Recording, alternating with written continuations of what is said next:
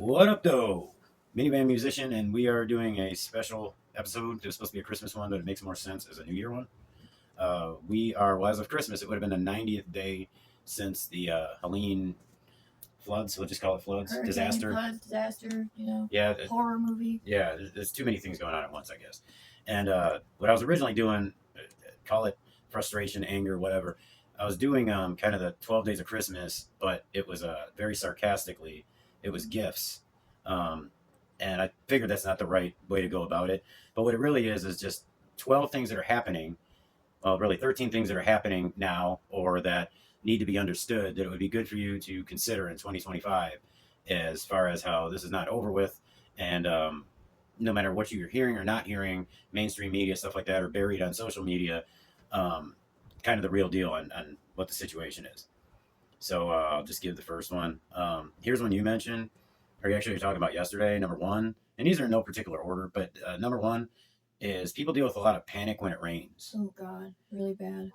And worrying too much about landslides, mudslides, stuff that would have been silly to consider before. Yeah. So that in a situation where you're like over fortifying an area on your property, or you're thinking about it, you're warning people about theirs, where it's something that would have had a 1% chance at best of causing a problem before, but now you see it and everything's just raindrops fall and we panic. Well, yeah. I mean, the sky looks dark and there's rain for more than an hour, and everybody's terrified. Whether they say it or not, they're feeling it.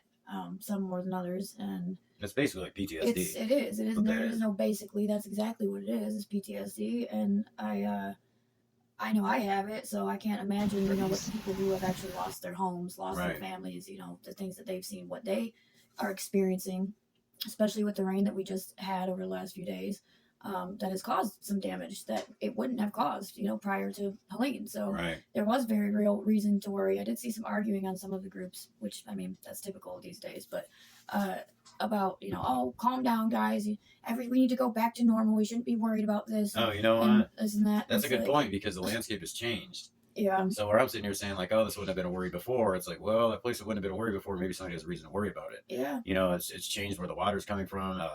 Everything has changed. The fact that we have so much debris and trees and stuff still that are in, these bodies of water where there is water still not completely dried out, that makes the water level rise much easier, when it rains too. So clearly, yeah. I mean, giant boulders and stuff are moved. Yeah. Like people aren't. I'll have video or images going through here as we're talking. Obviously, you've probably already seen some that kind of show you what we mean. A lot of these are taken now or 60 days in. It hasn't changed. So there is that. And honestly, people have more of a fear of cloud seeding and geoengineering now. Yeah. Now, as I say those words, I hear us plummeting down the algorithm. That's fine.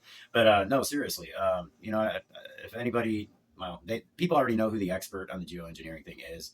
But if you need me to, I'll send you a link to him. But, cloud seeding is something that we know goes on. And it's not much of a big deal. You have your people that say it's not a real thing, and then you have your people that say that it's Satan in particle form, or what I mean. So then you have those two extremes, like always. But realistically, we always know there's things there. We're playing around with science, usually for good results. But now people are looking up. They are seeing just a regular old trail behind a plane, and they're thinking, "Oh, dang, they're gonna rip part of the countryside what's happening now?" Yeah. Right. So I mean, it's good that people know that these things exist and they've researched them, they read papers on them, and that they even know geoengineering is a thing. But the PTSD is kind of making people, I think, go down some rabbit holes. We're afraid, yeah, and it just it amps up the fear quite a bit, especially when you're sitting in your house or your tent. And you're just waiting for things to happen. I mean, it amps up the fear. So I guess number one there, I went on about it a little too long, but basically it's just panic when it rains and worrying about things that you wouldn't worry about before. Where we know this is a 1 in a billion thing, but yet we're feeling like there's a 50% chance it's gonna happen. Exactly. So number two, people are in a psychological place that's like a state of limbo. It's hard to describe, but it's like, when do people get a semblance of their old lives? When will the area be as beautiful as it was, if ever again? Yeah. Like what'll happen with tourism exactly? There's a lot of kids that are displaced, that miss school. They're away from their friends. Like, when will the water be safe, and so on. So it's kind of like just things being up in the air. If you could just turn and tell any of us, like certain things that I worry about the most, hey, the soil here is always going to be kind of iffy. You might want to stay out of the water, maybe go up the mountain a little bit to go in the water. But okay, but nobody knows exactly how long any of this is going to take to get cleared up. They don't know which parts of it to worry about the most or the least. Yeah. People need a little bit of as much as I like ever changing things, people need a little bit of stability in their lives. So, number three, travel has changed. It's a small thing because, most areas are back to quote unquote normal, but there are like, I don't know, most people outside of the area, the region, don't understand this, but usually there's like one road to a place and it's the same road that you take to get back. Yeah. I mean, you just got to picture a mountain. You go up it this way, you go come down it. exactly the same Yeah. way. Or even around a mountain, coming around the mountain, it's a song for a reason.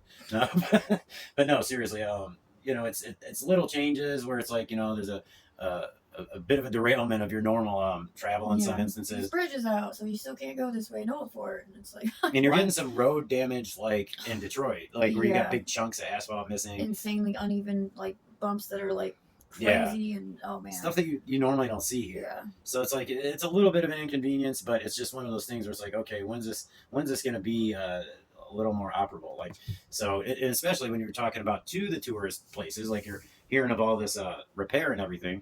So will people be able to get to them? And it's like, yeah, I mean, it might add 40 minutes onto the trip. Are they willing to take that? Exactly. And that's exactly what it is. And one of the things we're going to go over towards the end, and I really should have put it at the beginning so people understand the radius of this whole thing. That's what it's all about. But a trip that normally would take us, I think it was 40 minutes, ended up being like an hour and 50 minutes because you still have major parts of highways closed down. And like I said, there's no other way through some of those areas. Yeah. You got to go completely around a mountain or whatever it is, a gorge or something to, so travel is a little affected. Number 4, there's a bit of an anti-government sentiment. Yeah. I wouldn't say just a bit. That's putting it bluntly. I'm an angry mildly, patriot. I'm sorry. That's putting it mildly. But the future looks bright. Yeah. I need to work it in there somewhere. Like shout out to Valuetainment. I can't see your cup. It's amazing to have somebody as wealthy as Patrick Bet David paying you to speak your mind on the internet. I'm just kidding. I bought it. Yeah, Danielle just knows my stuff that I like. So, anyways, shout out to Vinny Oshana and Patrick Bet David. But back to the anti-government sentiment. Many already knew that the country really did not care about the mountain people. They did not care about Washington, D.C. did not care about Appalachia, basically. No. That was the sentiment among everybody here. And before somebody starts yapping in the comments, you don't count if you haven't been here for, we'll say, 3 decades. And so I wouldn't count. No, but my opinion is based on what the long-time people say. People who've been here their whole life. Right. And they're not whining about it. That's what people need to understand. No. They're just they're like, okay with it and accepted it a long time ago. Yeah, y'all got to do some research. Look up the state of Franklin. Yeah. And learn that the mountain people here started their own state. And you'll recognize some of the names of the principal people involved. Like that sentiment, that attitude, and that kind of strength of community is like carried over. That's why I study this nerdy stuff, because I see these patterns and it makes me appreciate certain things. It wasn't whining. It was just straight up, we feel like, that they don't care too much about us. Mm-hmm. That's fine. We're pretty self-sufficient. We don't need them for anything. And to be honest, the mountain people are like the ultimate don't tread on me. Oh, yeah. Well, except maybe the serial killer's like hiding in a desert or in Alaska somewhere. But outside of that, yeah, it's basically like they're living on a houseboat. You guys have stayed away this long. Like when you come now, if you come at all, it's you just get in the way. That's all it is. So just, right. We're good. Yeah, and by you guys, she means government agencies. Yeah. But yeah, it is far worse now as far as anti-government sentiment goes. And no, I'm not saying anyone here is going to do anything against the government or anything. No, not at all. There is a positive feeling when it comes to Trump coming into office. People are hopeful. They are, but unfortunately, hopeful. the bigger cities here help to put Democrats into certain offices in North Carolina. So all of them. There's only so much positivity when you have that hanging over your head. Yeah. But you have J.D. Vance promising that we won't be forgotten. Yeah. We have Donald Trump referencing FEMA's failure and that we need help here. We're going to probably end up doing an episode on, we will do an episode on how he's addressing it right away, the issues here. But one thing in particular, but we'll get to that in the other episode. I'll throw a short out there, explain what it's going to be. But number 5, there are too many in the elements. Yeah, way too many. And it's cold enough as it is. I mean, this isn't the South when it comes to people up north thinking about the weather. I mean, we're getting it's mild here. Temps some nights, so and dropping into the 20s a lot lately. Altitude is colder. Wait, yeah. So in the valleys, you're in the valley, you're going to be cold. You're going to be wet and cold. So if we're here and it's 40, I believe if I go up 1,000 feet in altitude, it's 35. Yeah, I mean, there's maybe snow. 30. I don't remember. It's either 5 or 10 20 minutes away from us. Is that? Oh yeah, it is 20 minutes away from us. Yeah. So I mean, if I'm not mistaken, normally when we go up, kind of as high as you can go, God, what was it? It was like a 24-degree difference. Yeah, it was when we went up to Mount freezing, Mitchell. Mount Mitchell, yeah. Yeah, but I believe it's 5 degrees. Fact check that. I believe it's 5 degrees every 1,000 feet, or maybe 10.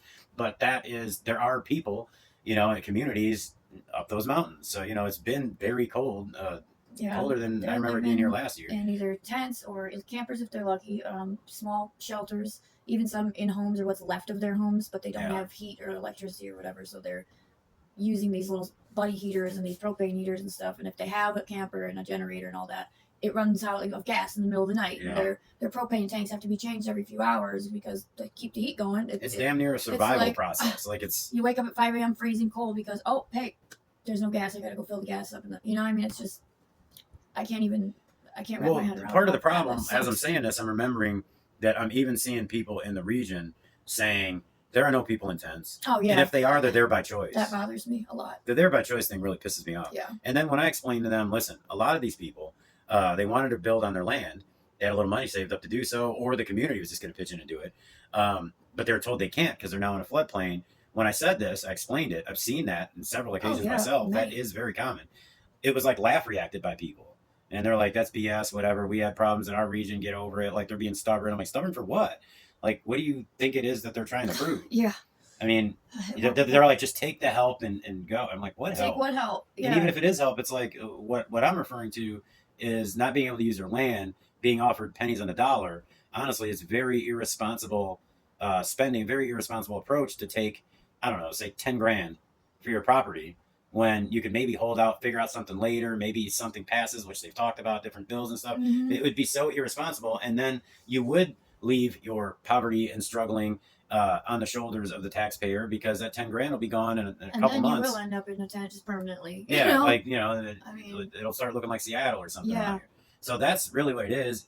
We've seen it and talked to people. You've actually talked to more people in that situation than me. Yeah. So I mean, that is normally what the situation is, isn't it? Where it's like, it's my land, I can't do anything with it. That's pretty typical of what I've heard from many people and people that are, out kind of in the trenches a little bit more with those people. That's all the same thing that I hear from pretty much everyone. And all the people that say, oh, those people that are out there in tents by choice or whatever, I just always say, well, the ones that you're referring to that are quote unquote by choice are the only ones that would be out there by choice are the volunteers that have tents set up. Actually, that's true. A lot of times when we saw like a tent community, we realized yeah, those are the volunteers, and a bunch of people are crammed into like one camper. Yeah, a lot of people that are doing something. volunteer work steadily, that are staying, and are in it for the long haul. They are living in hot tents. Yeah, this is important to say. You guys need to understand, if you're not in the area, what she's describing, what I'm describing now, it isn't some very small percentage of like leftover catastrophe. Like, it's the same as it was 30 days in. It's the same as it was 60. It's not as though it's just a handful of people left over. Or anything, no. Nothing at all. I mean, we've got waiting lists. I mean, so long for people that want to get into campers or need to get into campers. And we actually just got a camper donated to a girl who was a single mom of 2, and she the roof ended up caving in on the camper. This morning it was discovered that happened, so we're about to have that camper hauled to our lawn for a few days, and then see what the next steps are for her, because I mean, it's just. And that's the other thing. I'm sorry, but like people are like, FEMA's getting all these people campers. No. FEMA or no FEMA, you're talking about like a couple dozen campers. Mm-hmm. I'm talking about thousands of people. I mean, number one, you got to think 160,000 homes are destroyed.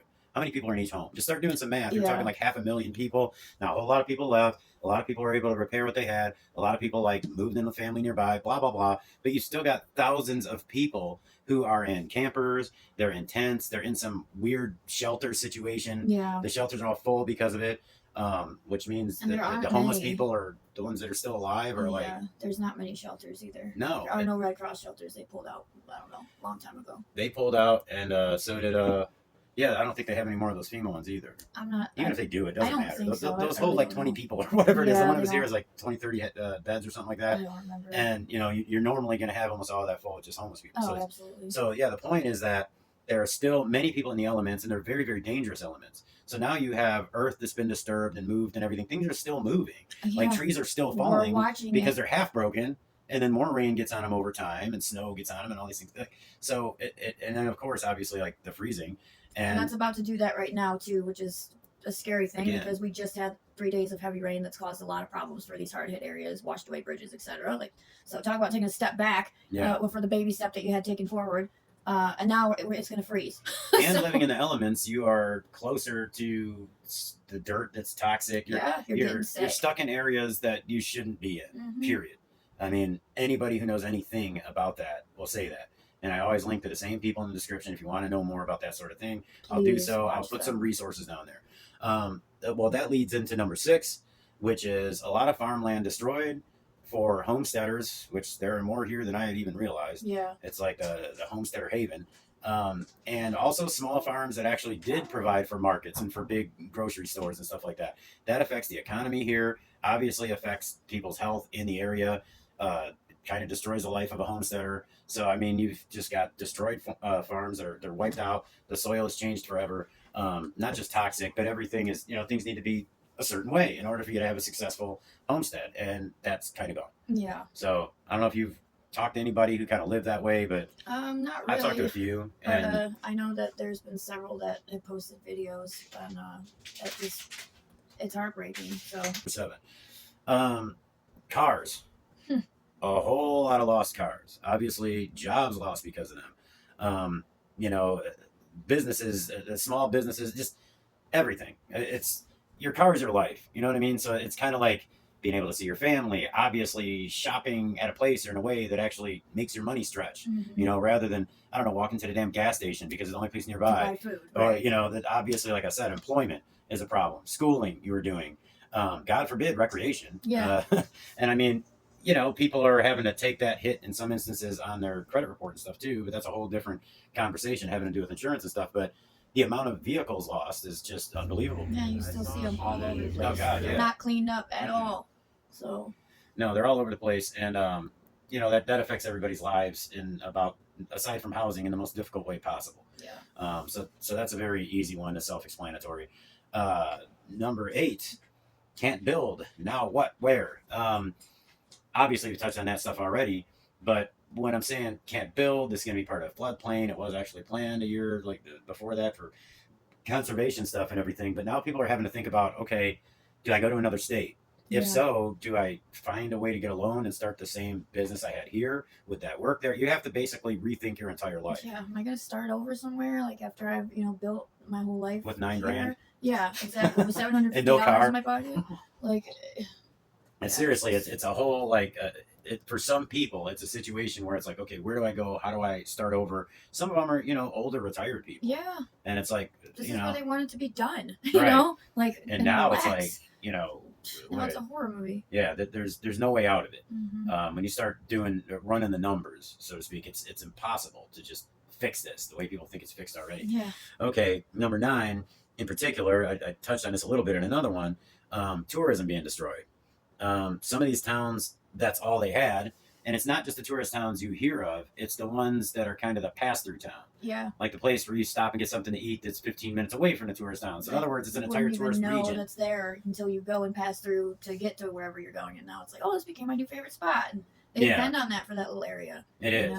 And that's when you see these towns, some of them are very impoverished, and all they really have is those small businesses that were heavily frequented by people who were, vacationing So, I mean, it's become something where I don't see a way out as far as the economy goes. Maybe I'm wrong, but I just don't. Even when it comes to say the trails and stuff being destroyed, that's what people were coming for. Yeah. So even if you have an area where the businesses are still intact or whatever, nobody's coming because the hiking isn't there. The camping isn't there. You know what I mean? So you see the beautiful waterfalls. Oh wait, what's that? Look, that looks nothing like it's supposed to. Right. The tourism is, everything's on hold too. It's weird. Like if you go to the Google Map listing and the reviews and stuff of somewhere you usually go outdoors for recreation, nobody's bothered to put up pictures or anything.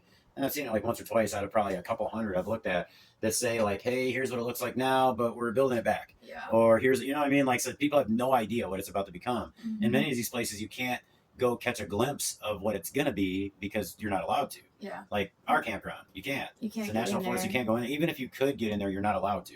So the tourism thing is freaking huge here.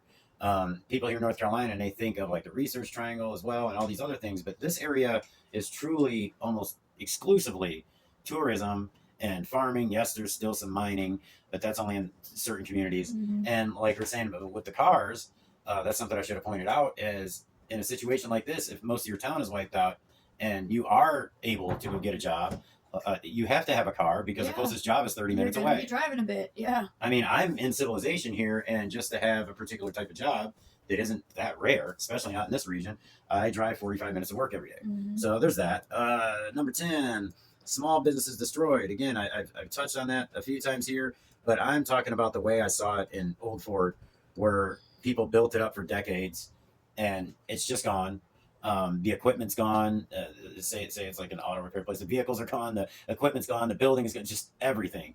And you can't rebuild there, even if you did have the money. And you shouldn't rebuild there because there's really no need for business, and it's dangerous. And so it's just people's dreams are crushed. So while I was talking economy and the other ones, it's also people's hopes and dreams. And it's not just dreams. It's dreams they made a reality. They worked their asses off and built a business for decades. Leaving it to their kids, hopefully. I was just going to say another kid ain't got one. So it's kind of, it also probably ruins, I mean, it's going a little bit deeper, but it probably will ruin the mindset of young people in this region going forward. Oh, yeah. Because they're probably always very independent minded as far as like, building a business for their community and things like that and having the resources they have. And now it's just like, yeah, I'm still independent minded, but I can't do that here. Yeah. And you become scared of such a proposition because, a storm happens and boom, now you're reliant on the government or something. Yeah. It definitely, it changes your viewpoint, perspective and everything. Number 11, deaths that aren't accounted for. Oh, waiting on this one. Yeah, I love this one. Obviously being facetious.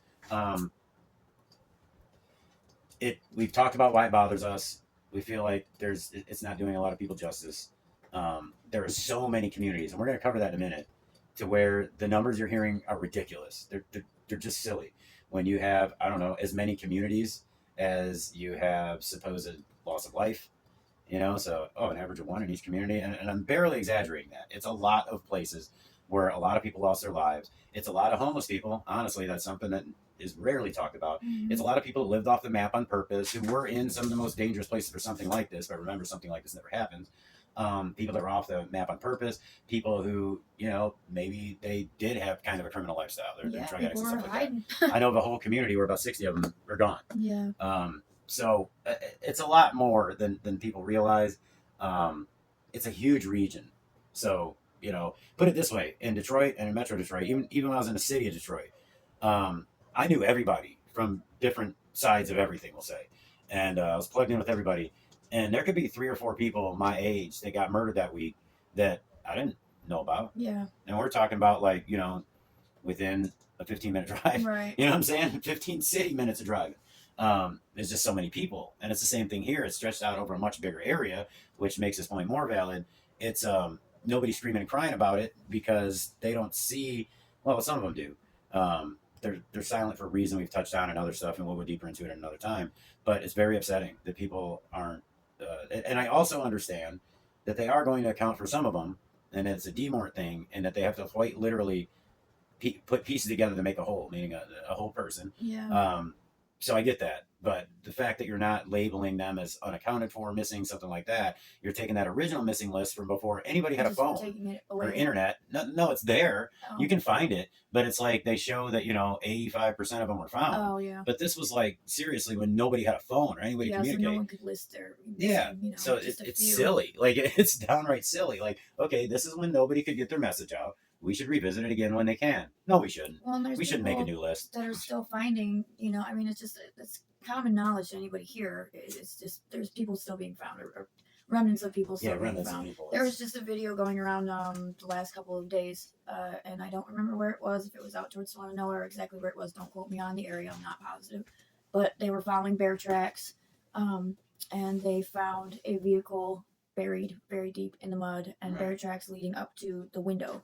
And they didn't show it on the video, but I guess it was reported that they found humans in that, what was left of some of them in that car. Yeah, there's another version of the video where the person actually narrates a bit afterwards, where it's like they're still on camera, but you're not seeing anything. You're like seeing the ground, and they're just explaining what the deal was. And that's the thing. Again, when you see the radius of this, how big it is, you'll understand. And also, I mean, I guess we'll get more pictures and videos of the mounds. Like we've shown the destruction of the homes and the roads and everything else, but sometimes you look at those pictures, you need to look and notice that there are like 15-foot mounds Huge of mud. piles. And I think people look at them and just think that's part of the background. That was never there. No. So you're talking, I mean, it's insane. Like they're literally finding multiple cars in one of these things, and there's thousands of them. Yeah, a horse, 15 feet, a whole horse, 15 feet underneath mud. Yeah, that was insane. I mean, yeah, that wow. was one of those where it was like, wait, you said what? Yeah. That's definitely the number is going to be very big, but it starts bothering you. Like, what is the motive to, downplaying it? Yeah. We don't want to get people upset. It's like, well, stop saying thousands of people are missing. If they're missing people or they had people pass away, they're not going to get upset by you saying people are missing and dead. Yeah. It's the opposite. They're going to be upset that you're saying they're not. And I mean, it's just really frustrating to me. At the end of it, you're going to see really big numbers, and then you're never really going to know. Yeah. Kind of like with Katrina, with Katrina, they don't know. Finally, they said that they finally took a bunch of the numbers, the guesses from before, and kind of incorporated them with the numbers they had found. And it kind of came to an educated guess, is what they basically did. But here it's like, got to be confirmed, got to have the whole body, got to do DNA. I mean, it's like, dude, just be honest. Here's the amount of people we probably lost. It's just great. I mean, it is what it is. Especially here, we'll go to number 12. Kind of bounces off of that one. Think about the displaced kids. Okay, so where were you when? Okay, so Danielle did, and there's gonna be pictures of her right here, which is part of the positive.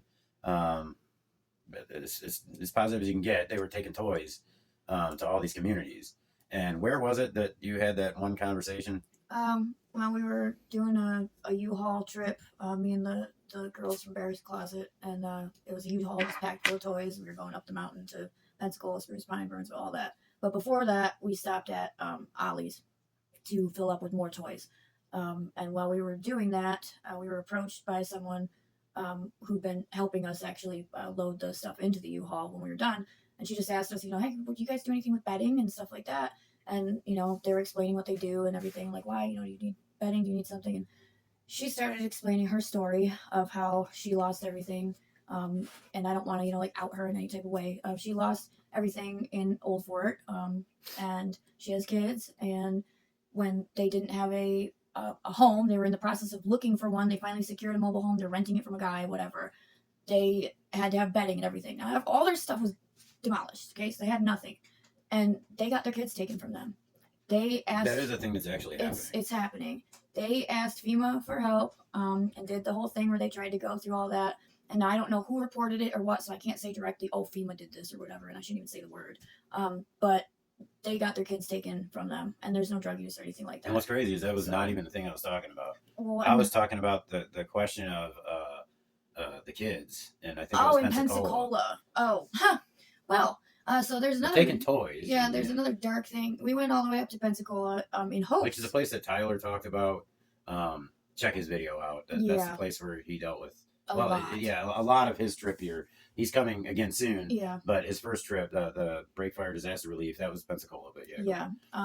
So we made it all the way up to Pensacola, and we were hoping that we would just, drive around and find somewhere that there were people that needed, toys for their families, whether it was fire station, whatever, We drove through there, and I mean, there's like nothing. I mean, there's like no distribution. There's like nothing. We didn't see anything except just nothingness and despair. And we finally did stop and talk to some people at the fire station, one of them, and one of the girls was like, well, we don't really have many kids up here anyway. And she said, not to say that we didn't. She's like, but the ones that we had, the ones that we did have up here, either their families, after this happened, like their families left, whether that means they got a hotel voucher and went, hours away, or they went with family, whatever the case, they left, or, the families are unaccounted for. Lost to the storm. So, So that's the thing that I'm basically saying to remember and think about with this kind of stuff is think about the kids that are no more. Yeah, do they not have a name anymore now? Yeah. Is their life not important? It's like, we'll go through the communities in a minute when I talk about the radius, but, that'll weigh heavy on you just thinking about Pensacola, but then all these other places. And that's a place that has a little bit less of a voice. It's kind of in the middle of nowhere for the most part. Yeah. Obviously a lesser known place, But I noticed that from the beginning, and I was saying, oh, I'm pretty sure the parents got their kids the heck up out of here. And I mean, that's Most the other did, thing. Like but I was saying, displaced kids, meaning there's kids that had to go live with family in other states, yeah, that sort of thing. But there are many who have been taken by like CPS because it's like, okay, well, now you don't have a quote unquote safe place for your kid to live. yeah. It's not like Or the super common thing that's happening, but it is a yeah, thing it's that is happening. happening. I mean, So, it's like you know, there was a CPS case in my family, and basically what started it was there wasn't proper sleeping arrangements. hmm You have a teenage boy, you have a toddler girl. Technically, if CPS gets involved and they start paying attention, they have to have separate rooms. hmm So, what do you think it is when you got a camper yeah, and and you have three or enough four space, kids? yeah. Or You have to have a a certain free amount of. tent, but I don't think that's happening much. I think they're sending their kids away if you can. There are some You kids in know, tents, but yeah, I I've mean, seen it a couple times. you Yeah, have to have. I mean, even the girl that we're helping, and that I can't take credit for helping her. There's a lot of nah, it people that have don't been matter. helping her. But her situation is very similar to where her having a camper is like it's dependent on getting her kids back. She has to have adequate shelter and sleeping arrangements and all this stuff to prove that they can come and be with her, whether it's on weekends at first and then get back to being with their Or else mom. you can't have them. Yeah. So when you're talking about the amount of people involved in this, just imagine there's literally, I don't know, at least a couple thousand people who are either have lost their kids because of this or they're about to. And just imagine yourself in that position to where, yeah, you worked, you paid taxes, you're paying your mortgage, all that kind of stuff. Well, you lost your home, you lost your car, you lost your job through help from organizations like the one that Danielle works with or, whatever. You're able to eat and you're able to have access to water or something, but Bare necessities. yeah, you don't have what it takes technically for the state to say yes, you're allowed to have your children. Yeah, you can sustain life here.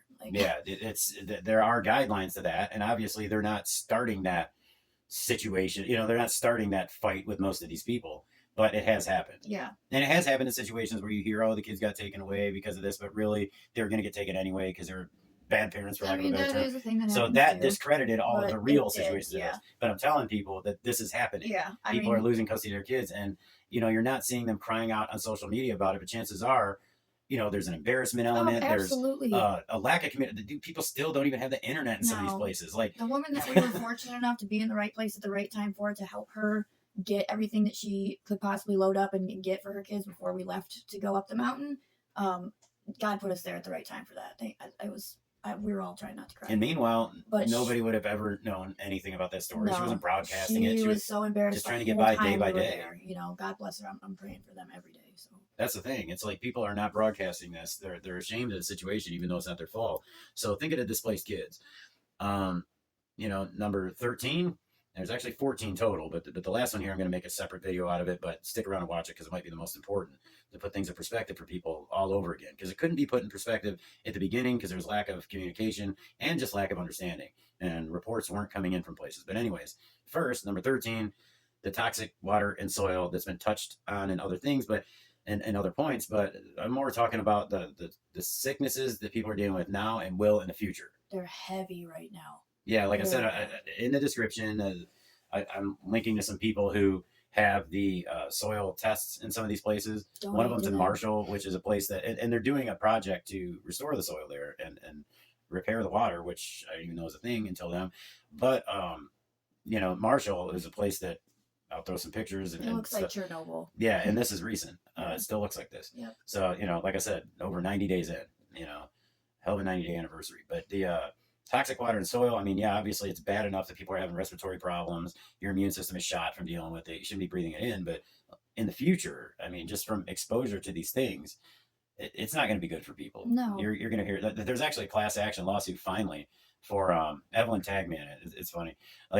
Because I lived in areas within 3 miles of the Rouge plant, the Zug Island and stuff. Island, Mike lived over there in the ghetto. He's probably been affected. Right. Yeah, there's finally this giant class action lawsuit, which there's a million of them back in the day, but this is a very specific one based on a couple places. But that type of, obviously that's bad pollution and everything, but in the modern day, it's not that bad. Yeah. And even that is causing, some serious health problems for people that you just write off as got a health problem. I'm old, I'm sick. Right. Or, I smoked, whatever. But no, that's coming from something else. And the thing is yes, like I said, check out what is in that dirt. The thousands of times more of what is the accepted level people are taking in, absorbing of things. And the long-term damage from that is just, it's remarkable. Like seriously, it's like you're amazed at what the human body can handle. But after so long, it compiles, and It's scary. I yeah, mean, we're not trying to fear monger. We don't do that. no, But it's just it's try to real. be cautious. You should know this stuff. Uh, I I know right now, and this is just in the current. Right now we had the whole bacterial pneumonia thing that was like flooding through here, and now there's kind of another wave of that going on, but it's like worse. It's a big flu type Yeah, we situation. had Legionnaires the first time. Yeah, Which, and one of my friend Ashley has pertussis. It's like lungs, coughing, and like just I mean, Oh, fever, really? horrible. And her husband ended up going to the ER with like his resting heart rate being crazy high. It reminded me of exactly what oh Tyler wow, said. Tyler's. And I told her that I'm like, holy cow, man, that's just I mean out of nowhere. Yeah, if I don't know? link to it right here, his video will be linked to down below. He dealt with the toxic water. So did his buddy that was doing this with him. He had kind of a mystery illness from it. And, they ended up wearing like entire hazmat suits towards the end. And that's what they'll be doing this time when they're out here. But it's just, you got to understand people, like these people were mucking this stuff up, and it's got a million different chemicals in it. It's got all kinds of bacteria in it. And that type of exposure to it is just, your body's not made for it. No. And people were doing it far before they actually had any PPE. And it's crazy that when I started talking PPE, people look at me like, why? Right. And I'm like, We're just digging through the mud. yeah. And it's like, no, dude, it ain't just the mud. And I'm not saying everybody was ignorant to it like that, but I'm just saying they were doing what they could do. And that was like the last thought in their mind. Yeah, you're trying to get your stuff out of the mud if you can, It's just. It's like when you're, trying to defend yourself or defend your family with your hands. It's like the last thing you're thinking about is, do you got a little fracture in your pinky? Right. No, you're in the moment trying to take care of business. But yeah, it's going to be bad. I can just, based on, I've said it a million times. I'm a nerd with reading studies and things like that. And no, I'm not one of these weirdos that thinks everything's toxic. And, I can't stand the little labels that they put on all this furniture that I sell that says like, hey, it's got sawdust in it, which California has decided causes cancer. And it's like, it's always California. That's what they do. I think it's mostly overreacting, but people listen, I don't think this one's overreacting. Like, no. This is bad when you start seeing the combination of chemicals that your body is not, it's not acceptable to the human body. It's not stuff that you're supposed to come into contact with. Yeah. Certain ones and combinations of things. But now we get to the most important part, at least in my mind, because I don't think people understand what actually, well, they may understand a little bit of what happened here, but when I say here, they don't know what here is.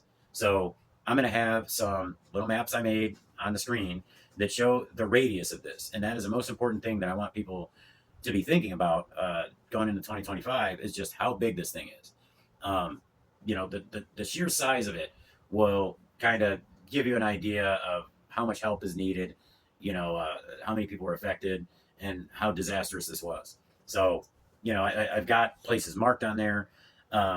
So when you're looking at this list here, I've got Douglas Lake at number 1, Cherokee at number 2, Saluda at number 3, Kings Mountain at number 4, Morganton at number 5, Banner Elk number 6, Mountain City number 7, which is one I just found out got ripped through up in Tennessee, and Irwin, Tennessee at number 8.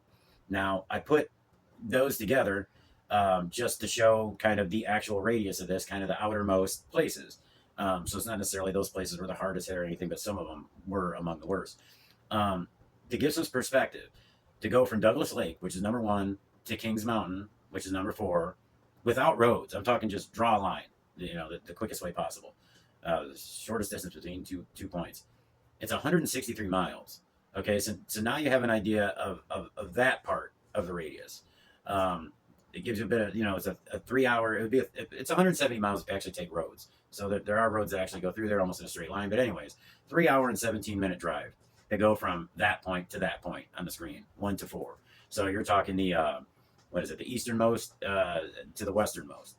And then when you're talking north to south, you're looking at number 3, Saluda, to Mountain City, which is number 7. You're talking about 91 miles or 127 by driving because like I talked about earlier, you got to do this. Yeah, so you're talking about, you got 163 miles east to west. You've got 91 miles north to south. We'll get to the multiplication of that. Okay, so if you want to drive in a circle around all of this in the clockwise direction, you're going to go Douglas Lake to Mountain City to Kings Mountain to Cherokee to Douglas Lake again. Those are just some of the points around the outside of it. You're talking 503 miles, 9 hours and 21 minutes. 503 miles. That's that's right around it's a little less than the distance of here to Detroit. So that's something you got to think about. Yeah, it's a 503 mile circle around this entire area with all of these just blasted areas in between. So when you start putting those numbers together, you've got I think it's 14,833 square miles. Switzerland is 15,260 miles. So the area that's very badly affected by this, where people are displaced, living in tents and stuff in a first world country, is the size of Switzerland. It's 15% bigger than Taiwan, interestingly enough. That's if you know your geography, you're seeing that in your mind. You're going, "Wow, really?" That would be 40% larger than Haiti and Albania. So you're talking about wiping out, an island country and a half, or a smaller country overseas and a half. It's 30% bigger than Belgium. Somebody said at the beginning, "Is it roughly the size of Belgium?" We're like, no, hold on a second. Yeah, Kings Mountain. You guys didn't know that got wrecked. You didn't know it came down to Saluda. So, just to give you all some ideas, like when you're looking at this map, Asheville's the place that everybody knows. Just to give you an idea, number 1 to number 2 that you're going to see on there. Number 1, Asheville right now, to Black Mountain is 15 miles. So yeah, they're right next to each other, but not really. They're 15 miles away. But to take it a little bit further, if you're going to go Black Mountain to Lake Lure, you're talking 32 miles right there. Yeah. And anyone outside here that talks about it, they almost talk about it like it's the same place. Yeah. Black Mountain to Linville Falls is 50 miles. Linville Falls is just above us here. Black Mountain to Spruce Pine is going to be 38 miles. So, and I'm talking about like when you're sending help out and stuff like that, when you hear, oh yeah, they sent some people to Spruce Pine, it's like, yeah, dude, 38 miles with like no roads. Yeah. It's a little bit bigger than an area people that interesting think. Yeah. And Spruce Pine to Irwin is 40 miles. Irwin to Cherokee is actually 99 miles, which surprised me. But the reason I'm giving all those, so when you look at the map, you can kind of understand the scale. So we are actually about 35 miles east of Asheville. So you see Morganton on there. Morganton's like the part that they pin on the map is 15 miles from us. So from Asheville to Morganton, you got 50 miles right there along a major highway.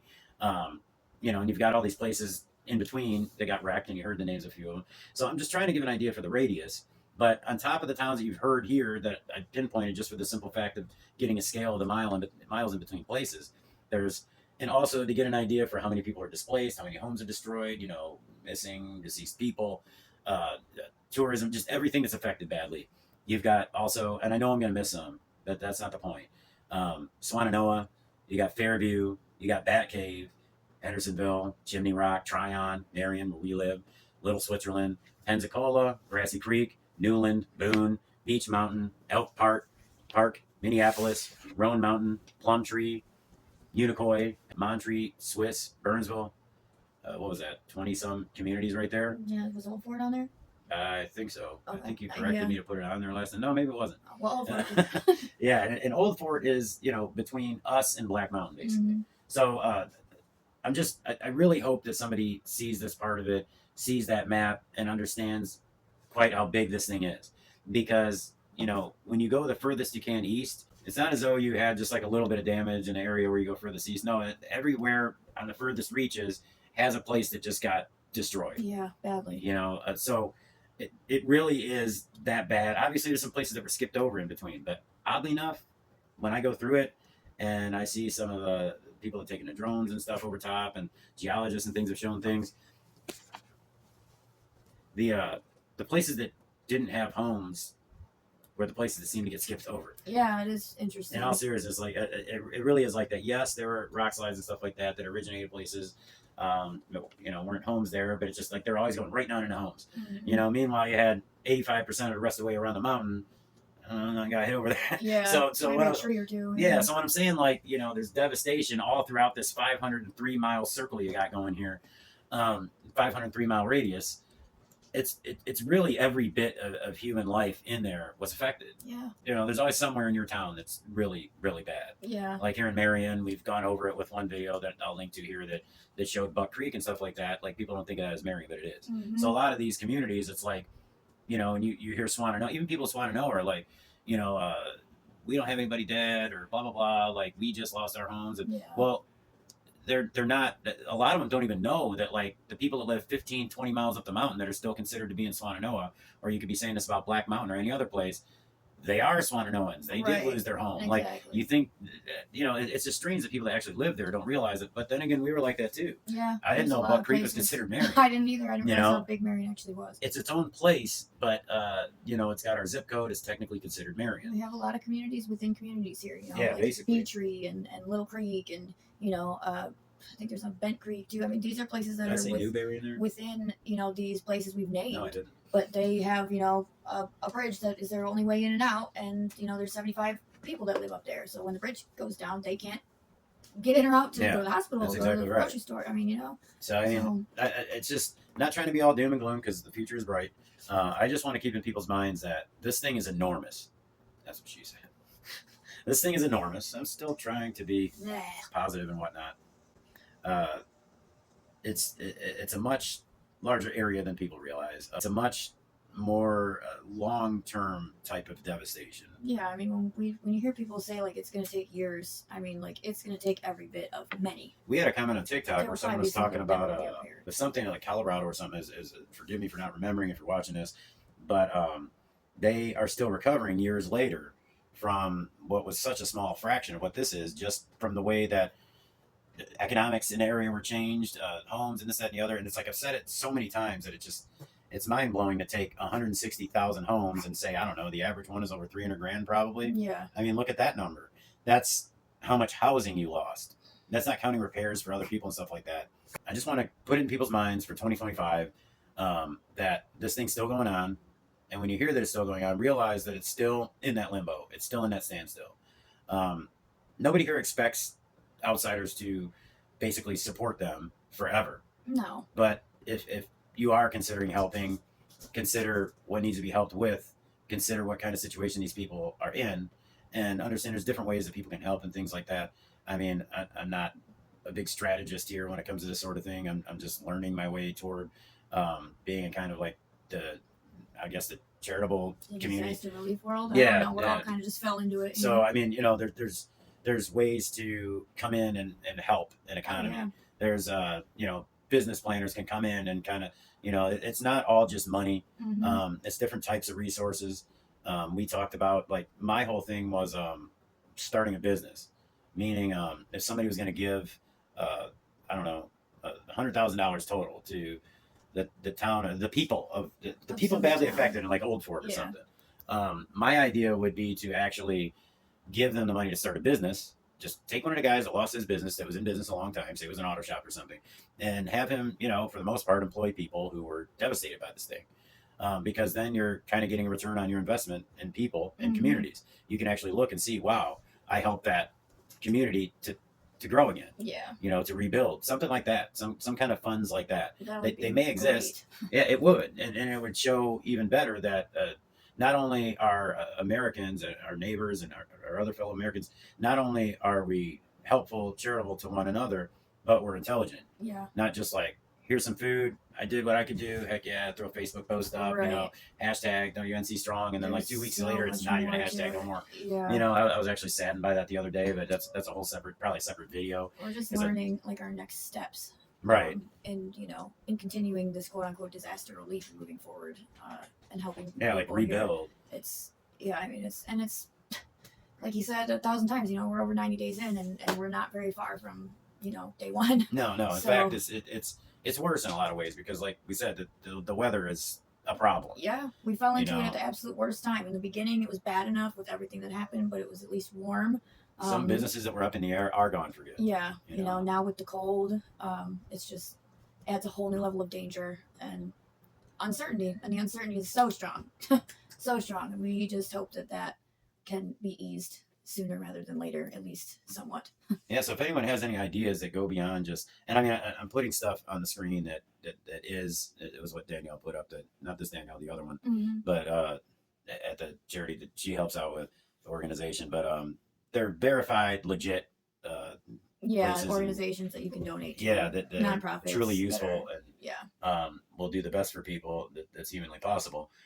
But also, I would love to hear people who have ideas on ways to help that helps long term. Yeah. The whole like teaching a man to fish thing. You know what I'm saying? Like there's a lot of that kind of thing that could happen here. You gotta get people through surviving the winter, but then what? Right. I mean, there's got to be a thought of then what. Yeah, there So needs to be, let's just say I was one of these guys who's kind of on the conservative side of things, who's building a movie studio, maybe stick it in Western North Carolina. You know yeah, what I'm saying? Consider Asheville and what the remainder of it is. It'll be good press for you. yeah, It really will. it's It'll be true. good PR. I know a little bit about that. It'd be good marketing and PR for you to build a business here. Um, especially if it has kind of a patriotic leaning or something like that. Hmm. So that kind of stuff is what I'd really like to see. I'd like to see more people chiming in who know a lot about the ecological stuff, like just any of that, stuff that just goes beyond just charity, bigger plan, bigger idea of how to fix a problem. You're not going to fix it, but be able to move forward and have a plan of moving forward. Yeah, we That's the need several frustrating part. plans, and we don't have really any right now. So. No, no. And people here know how to survive. They do know how to thrive, but sometimes people need a little bit of assistance to thrive when all the resources have been essentially stripped from them.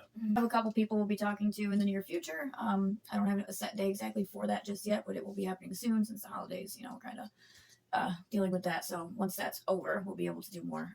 Yeah, and check out the stuff that we do have, because you may have caught like one chapter or something like that. They're all long form interviews. I just chop them into pieces to make it a little more digestible for people. We have been putting stuff up on TikTok and all that. I'll just link to all the social stuff below. Kind of trying to find the best place to put everything. And again, like my time is limited, so I'm doing what I can do. To hit a new year, by the time you see this, it might be 2025. I mean, I don't know when you're going to watch it for Yeah, sure. you're gonna see it in 2025. But probably. it's insane what we've experienced and what this region has endured and is still enduring. And just, keep in mind how big of a scale this is and that we do still need help. Yeah, a and lot. So. yeah, and just keep up with us. Definitely subscribe if you want to keep getting quote unquote boots on the ground information, because anybody we do interview is not just going to be somebody prognosticating. It's going to be someone who's been out there in one respect or another. If you want to tell a story, let us know, because we kind of want to cover this from every angle. We promise at least a year of coverage. Whether you're just an organizer of volunteers, which we put up, or you're someone who's been in the actual disaster relief part of it, or whatever, you're a victim of it, of what happened. I'd even like to have a FEMA agent, somebody who, maybe they'll say not really happy with what, the response.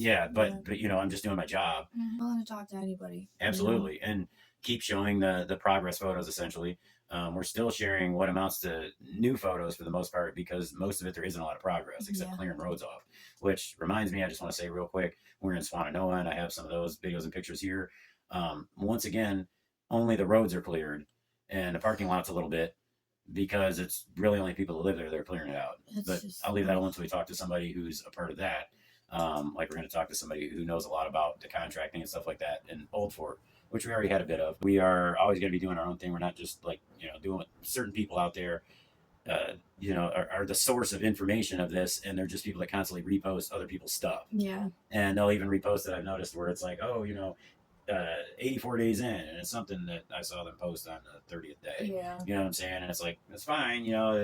Mistakes happen, but I don't think it's a mistake. But at the same time, it can be harmful as well. Yeah, so. It can be, and it can be inaccurate to the point where, bad. Yeah. So I don't know. I guess we'll leave it at that. And I'll link to the other stuff that we've got up right now down below.